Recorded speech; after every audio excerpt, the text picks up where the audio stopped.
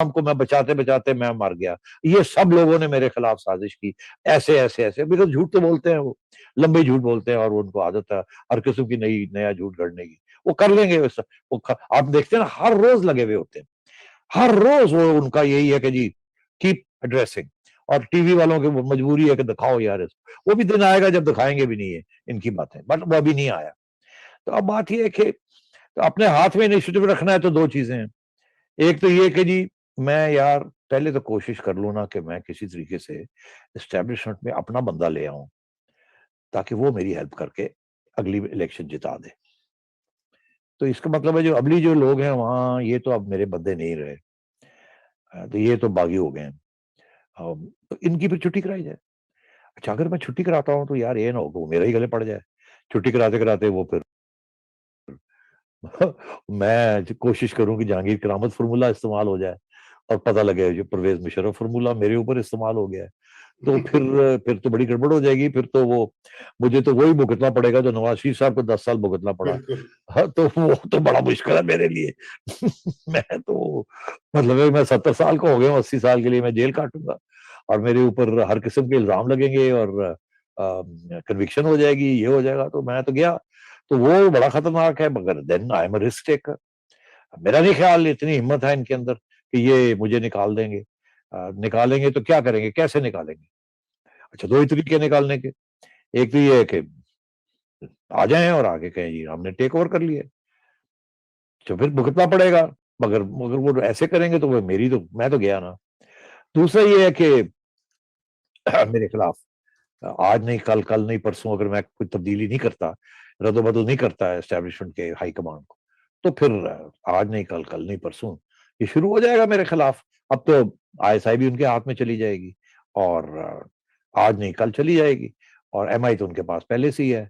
और जब ये होगा तो वो सिग्नल तो सब जगह पे चला ही जाएगा ना कि अब वी आर इन चार्ज। और फिर ये साजिशें शुरू हो जाएंगी, फिर ये लॉन्ग मार्चेस जो हैं ये खतरनाक हो जाएंगे। फिर जब सिविलियन गवर्नमेंट रेंजर्स मांगेंगी तो रेंजर्स नहीं मिलेंगे। पुलिस जो है उसके अंदर भी पुलिस को फोन आने शुरू हो जाएंगे कि रास्ते से हट जाओ, आने दो लोगों को। आपको याद है ना कि 2014 में जब पिशावर से खटक साहब एक पूरा जलसा लेके आ रहे थे इस्लामाबाद धरने देने के लिए, लॉन्ग मार्च के लिए। राहील शरीफ साहब के आखिरी दिन थे। तो मुझे याद है कि मेरे एक पुलिस के अफसर थे दोस्त, वो फैजाबाद चौक में वो खड़े थे और वो रोक रहे थे ये जो धरने, ये जो लोग आ रहे थे जिनको, और स्टेयर गैसिंग हो रही थी। बड़ी जबरदस्त पुलिस का रिएक्शन रिस्पॉन्स था उसको रोकने के लिए। तो मैंने उनको फोन करके पूछा, उन्होंने कहा यार क्या बताया, मैं ये भी फोन आ रहे हैं कि जाने दें इनको। इन्हें जाने दें आगे, जाने दें आगे। मगर we are obeying our civilian orders and we are saying कि नहीं। बट वो प्रेशर है हमारे पे। तो ये चीजें चलती रहती हैं। तो अब इमरान खान साहब को फैसला करना है कि लड़के मरना है या हथियार गिरा के हैंड्स अप होके घर जाना है। और या ये है कि बहुत बड़ी रिस्क ले लें, रिस्क ले लें और जहांगीर करामत फार्मूला की तरफ जाएं। अगर जहांगीर करामत फार्मूला की तरफ जाते हैं और फेल हो जाते हैं, then it's curtains for him, is finished. मगर मतलब finished in more ways than one. और अगर वो हो जाता है, जहांगीर करामत फार्मूला भी हो जाता है, तो मैं आपको एक बात बता दूं, इस वक्त जो सूरत हाल है वो सारे मुत्तफिक है। आप एक को हटा के दूसरे को लगा दें, वो भी यही कहेंगे कि जी अब हम ना आपकी हेल्प नहीं कर सकते। तो वो फायदा नहीं होगा खान साहब का, इनफैक्ट प्रोवोकेशन हो जाएगी ये। तो मैं समझता हूँ कि जो भी होता है, जो खान साहब जो भी रूट लेते हैं वो जाहिर है उनके जहन के मुताबिक वो लेंगे। बट अब ये डाउन हिल ही है। और ये जो सोलंकी साहब ने जो बात की है कि जी वो अभी तक नोटिफिकेशन नहीं आया। अब नोटिफिकेशन वो अ, अगर तो उन्होंने डीजी आईएसआई नवीन अंजम का करना होता तो क्या रुकावट थी? मतलब अब इतनी भी वो स्पिरिचुअलिज्म है कि वो जी फैसला करना है किस दिन होगा या किस दिन नहीं होगा। और आपने इंटरव्यू भी कर लिया अब तो उनको, और वो तो पिंडी से आके आपको मिल भी गए हैं और फिर आप वो चले गए हैं कराची वापस। तो व्हाट्स गोइंग ऑन? और सबसे इंपॉर्टेंट, व्हाट्स गोइंग ऑन मतलब है कि हमने सुना था कि जनरल फैज जो हैं वो 25 तारीख को कोर में जा रहे हैं, पेशावर में 11 कोर में। और उससे पहले आईएसआई चीफ आ रहा है वहां, चलो ना भी आए वो कुछ दिन बाद ही आ सकते हैं, मगर ये तो जाएंगे 15 तारीख तक। मगर अगर वो नोटिफिकेशन नहीं आता नए बंदे का, तो फिर ये फैसला कौन करेगा कि ये जा रहे हैं या नहीं जा रहे हैं? बिकॉज अभी कल जनरल फैज जो थे वो शाह महमूद कुरैशी के साथ अफगानिस्तान गए हुए थे DGISI, वहां मुज़ाकरात हो रहे थे। तो यार अगर उन्होंने DGISI नहीं रहना तो फिर जो नया बंदे ने आना है वो जाता, ताकि आगे कंटिन्यू चलती बात। अब ये क्या बात हुई, अगर कल या परसों जनरल फैज ने नहीं रहना तो आज उनको उधर ले जाने का क्या फायदा था। तो ये मुझे बात जो है ना, ऑब्वियसली आपको और हमें कुछ दाल में तो काला नजर आता है, क्योंकि लॉजिक जो है ना, वो सियासी लॉजिक जो है उसको डिफाई किया जा रहा है। इसका मतलब है कुछ ना कुछ तो गड़बड़ है ना कहीं। जी, गड़बड़ तो बिल्कुल है सेठी साहब। मैं एक हमारे व्यूअर हैं शुएब साहब, वो कह रहे हैं कि सेठी साहब इतनी तज्जिया कर रहे हैं, वो उनसे ये तो पूछेंगे इमरान खान इतना सोचते भी हैं कि नहीं। हाँ, उसने कहा कि सेठी साहब सिनेरियोस बिल्ड कर रहे हैं। वो कहते हैं हमारे ख्याल में खान साहब कोई सोचते वोचते ज्यादा नहीं, इम्पल्स। मेरा भी एक सवाल है इसी हाँ, तरह करें, से। ऐड करें आप। मेरा सवाल ये है कि मेरी एक साहब से आज बात हो रही थी। उनका ये ख्याल था कि अ, इमरान खान ये मुसलसल बयानात अपने लोगों से दिलवा के कि आज कर रहा हूँ, कल कर रहा हूँ और नहीं कर रहा, ये दरहकीकत जो है, ये जिनसे आजकल उनकी मतभेड़ है, उन पर उनको एक तरह से दबाव डालकर, उनको परेशान करके, वो चाहते हैं कि वो कोई गलती करें और वो क्रीज से बाहर निकल कर खेलें, ताकि उनके पास कोई जवाज़ हो करामत फार्मूले का। इसके अंदर कोई मंतक हो सकती है? यार वो अगर अगर तो वो सोचते नहीं है तो कोई मंतक नहीं है, अगर वो सोचते हैं इमरान खान साहब तो मंतक है। और बार बार जरूरी नहीं है कि इमरान खान ही सोचे, और भी लोग हैं सोचने वाले वहां। बिल्कुल आप भूल जाते हैं, आपका ख्याल है वो एक ही शख्स है, पीछे भी हैं और साथ पे भी हैं।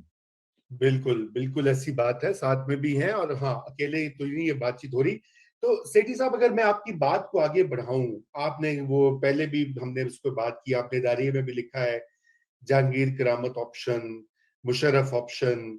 अच्छा, बात यह है कि जहांगीर करामत ऑप्शन तो सक्सेसफुल तो हो गया था थोड़े शॉर्ट टर्म में, लॉन्ग टर्म में फिर नवाज शरीफ को भुगतना पड़ा उसका। मुशर्रफ ऑप्शन तो उसी वक्त वाज किल्ड एंड रिस्पॉन्स हो गई।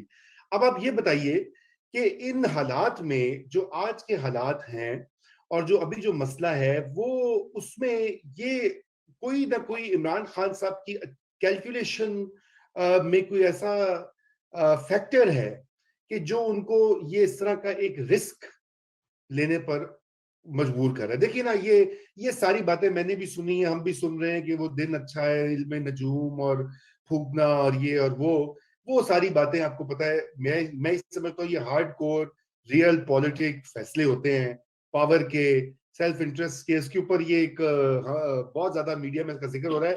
असल में तो खान साहब अपनी पॉलिटिकल सर्वाइवल, अपने पॉलिटिकल कैपिटल को बढ़ाने के चक्कर में है इस वक्त। ठीक है, उनको पता है कि परफॉर्मेंस के ऊपर तो कुछ होना नहीं है, तो चले ये गैम्बल या ये रिस्क लिया जाए, तो फिर शायद उनका कोई आगे पॉलिटिकल फ्यूचर हो, जो आपने शुरू में भी थोड़ा जिक्र किया।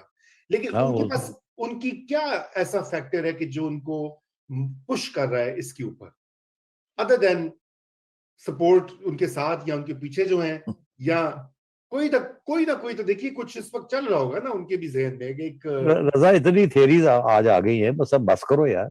अब मुझे क्या पता कौन सी थेरी उसके दिमाग में चल रही है। गिव मी ए ब्रेक यार, आई मीन फिर आप कहेंगे जी कंस्पिरेसी थेरीज की तरफ आप चले गए। We can't pick and choose a conspiracy theory. We जी। कांट से कि उनको कौन एडवाइस कर रहा है, कौन नहीं कर रहा, और क्या एडवाइस मिल रही है, क्या है उनके जहन के अंदर। It can be completely illogical.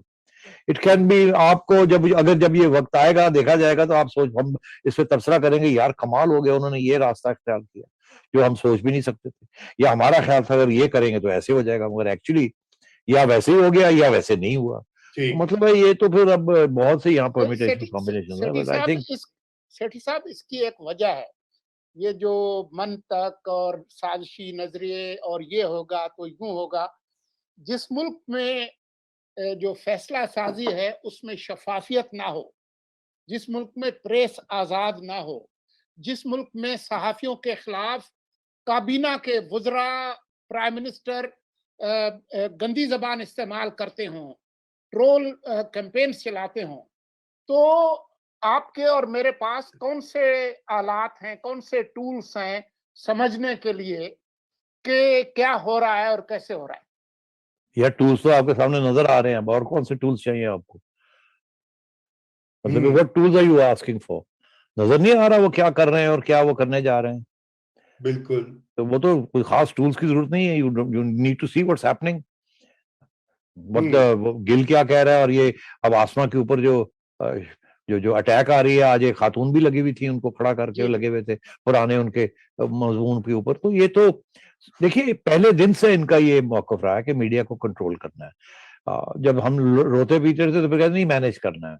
Manage और कंट्रोल में थोड़ा सा फर्क है। मैनेज में लगता है ऐसे है कि मिलजुल के कुछ चलेंगे जरा, कंट्रोल तो कंट्रोल ही होता है। अब आप देखिए जिस किस्म के कानून वो बनाने जा रहे हैं, इनके लॉन्ग टर्म प्लान्स हैं और फाशिज्म के और डेमोक्रेसी को खत्म करने के। उनको पता है जुडिशरी और मीडिया वेरी क्रिटिकल।